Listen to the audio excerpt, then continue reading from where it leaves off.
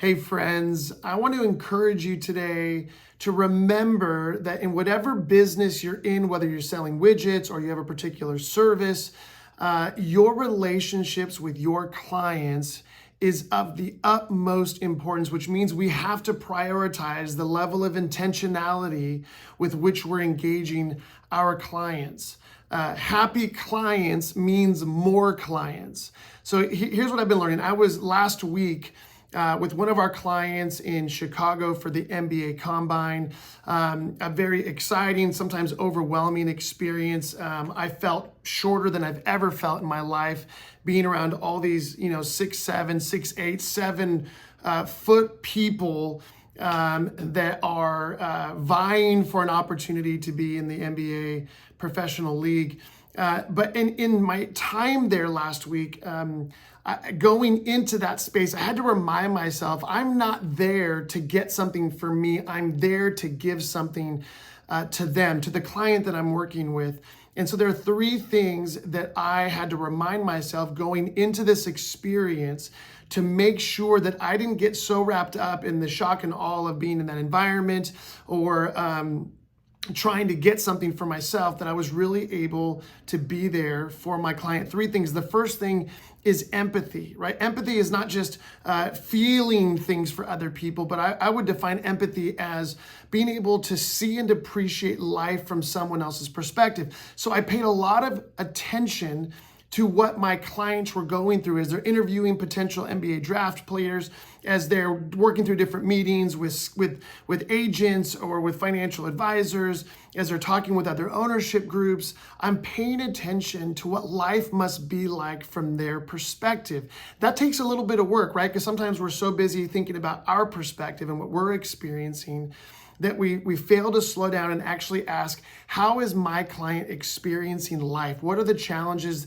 that they're having to overcome? What are the hurdles that they're having to get through in order to accomplish whatever it is that they're trying to accomplish?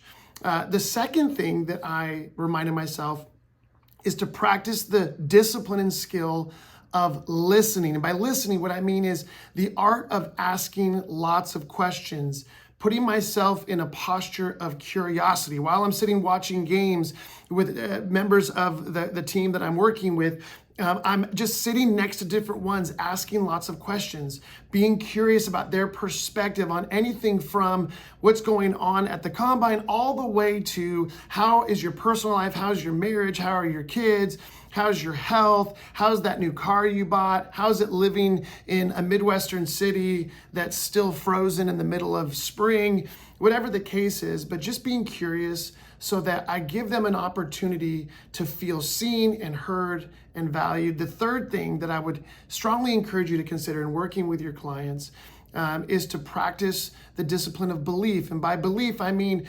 recognizing where your clients are individually or collectively as a team or an organization.